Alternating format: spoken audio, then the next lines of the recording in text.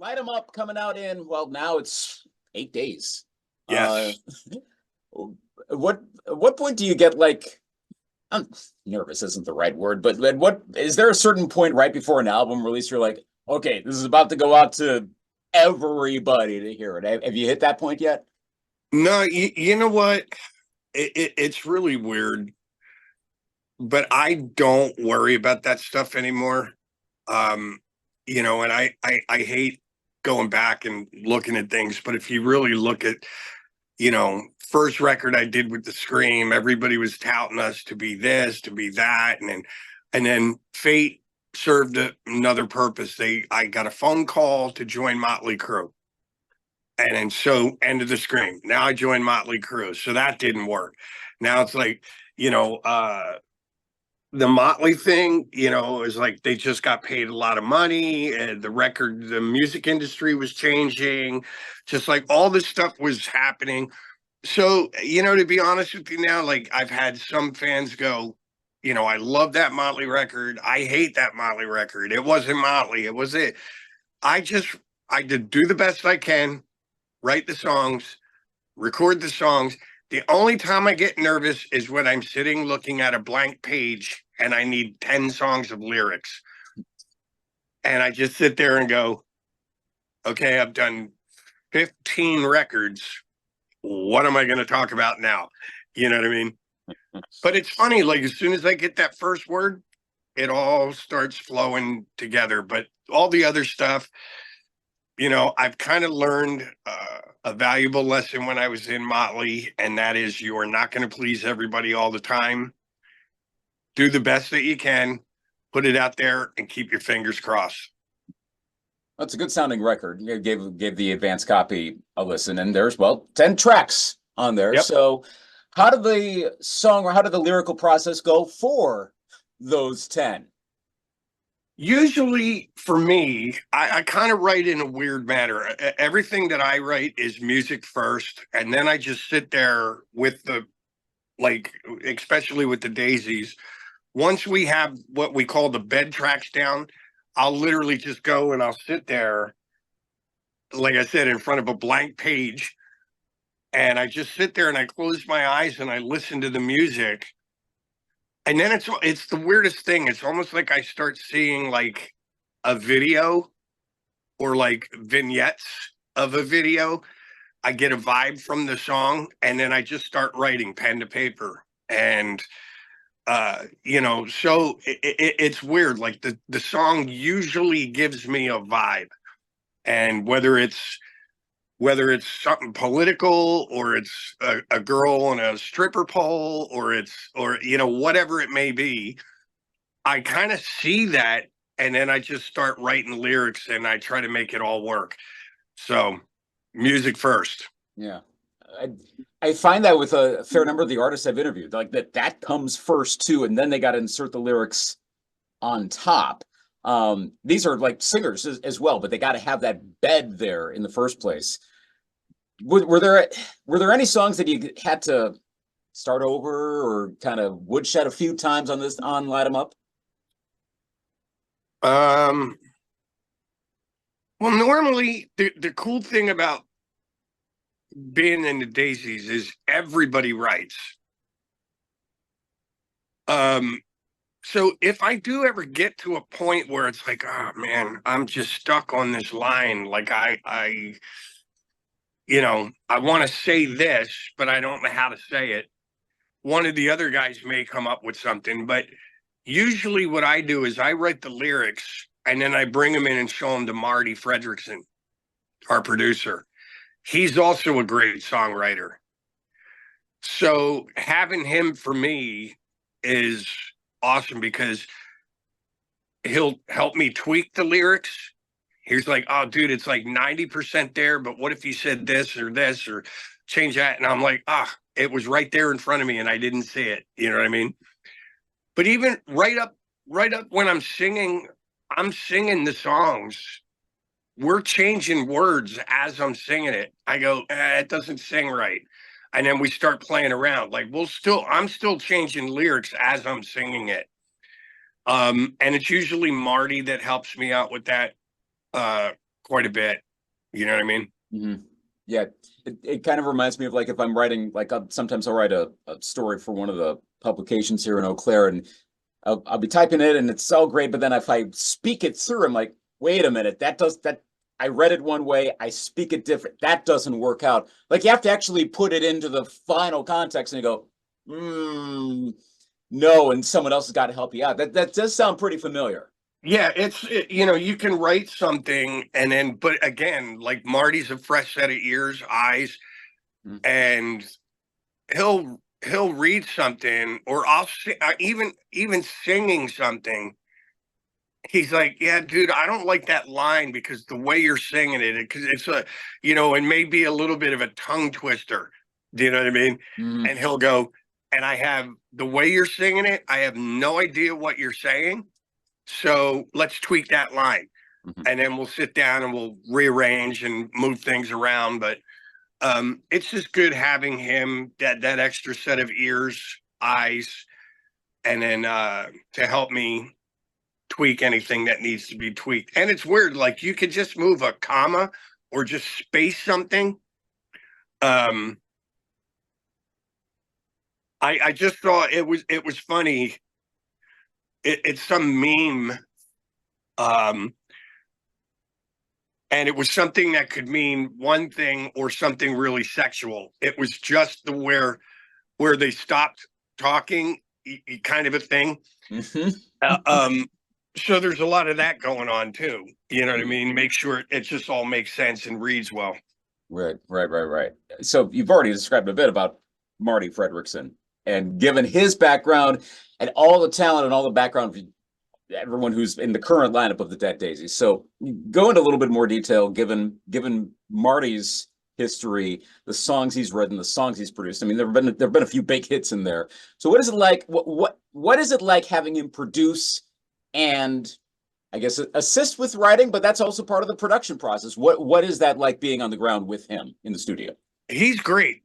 Again, I've known, well, he's another one. I've known Marti, um, God, I don't know how long. I think it's like over 30 years ago, the Scream record came out, and he had a band called Outlaw Blood, and they opened for the Scream at some of the shows that we did. So I met him then. And then I met him again through a guy named Damon Johnson, Brother Kane. So Marti had started recording and writing with Damon for Brother Kane. John Kolodner took a liking to him and then got him involved with Aerosmith. And, you know, obviously he did 3 or 4 records with those guys. You know, but the thing I love about Marti is it's not just rock stuff, because he's worked with Def Leppard, Ozzy, Motley, you know, Aerosmith, us. But he also does a lot of country stuff. He's worked with Carrie Underwood and, you know, some of these awesome country artists. So he's really well versed. He's really deep. And again, he's great at getting sounds. He's a great songwriter, but he plays drums, plays guitar, plays piano, and then he's a great singer as well. So he's just one of these guys that's really good at a lot of stuff. And like I said, as a singer, I'll sing something and he'll go, oh, that's really cool, Crab, but what if you did it like this? And he'll sing it back to me. And I'm like, shit, okay, there you go. I you know, didn't see that one. But you know, so he's just great. He's like the 6th member of the Dead Daisies, and he's like our secret weapon. You know what I mean? You also talking. I was listening to another interview. We were talking about recording in Muscle Shoals. That's one of the places where you were recording, and you were going into a bit of a talking about the history of it. So, given the legendary status of that place and all the songs, like sitting here in a pop station from the 70s and 80s of the music we play. So there's a bunch of stuff that was recorded in Muscle Shoals that we play here. How do you describe the effect, the sound, maybe that indescribable thing? How would you describe being in that place, laying down tracks in a place that has all that history, all the ghosts, I guess, surrounding you in that room. It was pretty intense. I remember at one point I was sitting singing in the microphone, and we were writing during the day, and then we'd stop about 5:30, 6 o'clock, 6:30, and then Marty or our manager would start breaking out bottles of wine or some whiskey, and and we were just so into the vibe. And this is where Dwayne Allman was discovered. The Allman Brothers used to rehearse there. There was all these photos of them, like really super young and rehearsing. They would rent out one of the studios and just rehearse there before a tour. So we're seeing all that stuff, but I was singing on a microphone, and I look up like this, and there's a picture of Aretha Franklin, with a whiskey glass and a cigarette. And I'm looking at the microphone, and I'm looking at the microphone that I'm using, and I'm like, it's the same mic. Do you know what I mean? So it was pretty, hair raising.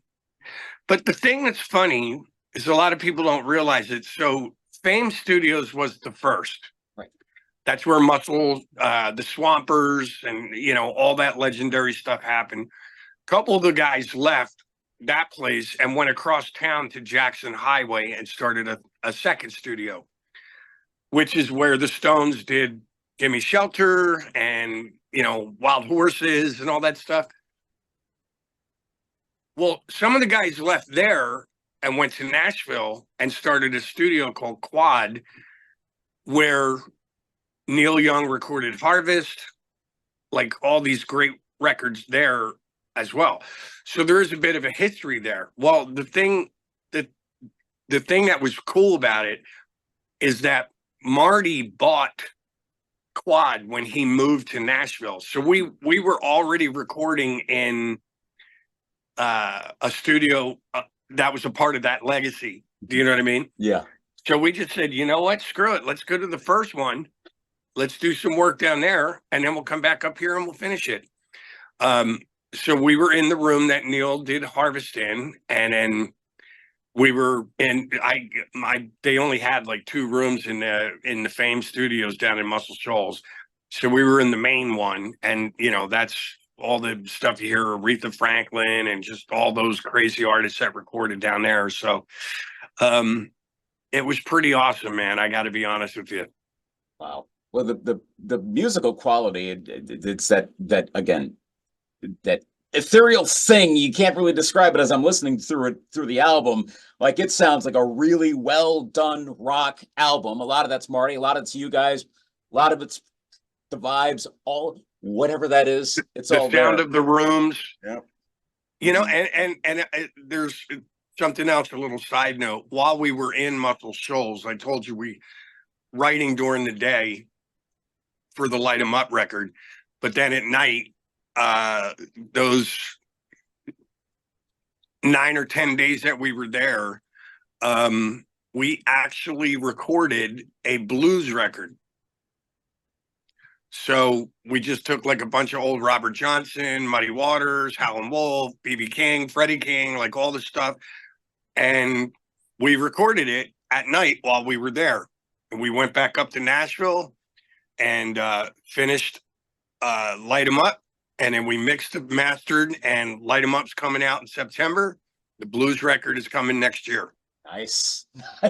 Well, if you get the chance to do extra recording there while you're at it, do it. That's awesome. Yes. That's really cool to hear. What was the video shoot like, riding around on motorcycles for I'm Gonna Ride? That's pretty much part of my everyday program, buddy. That bike that I was riding is mine. I have 2. I have a bike and I have a trike that my wife and I cruise around on. But yeah, it was fun. The only drag about it was I did have to take a few breaks, because that day that we recorded, it was about 101 degrees, probably 100% humidity. So we would film some stuff, about an hour, and then I have to take my helmet off and let my hair dry. And then put my helmet back on, filmed for like another hour or so, but it was cool. It looked like It it. was, But it didn't look humid at all. It didn't. You didn't. I didn't see you break a sweat at all, so or anything. So mission accomplished in the video. So yeah, well, it was funny though. It was like I was riding in a hairdryer. gosh. Well, it's good. It's for the art. It worked out fine. What's I mean, my favorite track I would say was take a long line. Just like it's a groove really built in at the beginning there that gravitated towards that most. These are 10 of your kids. Which one's your favorite? That again, that's such a weird I don't know. I think one of my favorites is the last song on the record, Take My Soul. I don't know why. It just sounds like it just reminds me of like this cool little epic story and song. You know what I mean? So that might be my favorite. Yeah, I can see that. It's the most. Yeah, you described it right there. Epic, and it's a good album closer. Yeah. It's a good sequence to the album. All in all, it's a great listen. Even the way track 6 starts off, it sounds like, okay, we're on the second side of the album. Was this sequenced with an eye towards like side 1, side 2 vinyl, even that way? Yeah, it was funny. And then, but it's,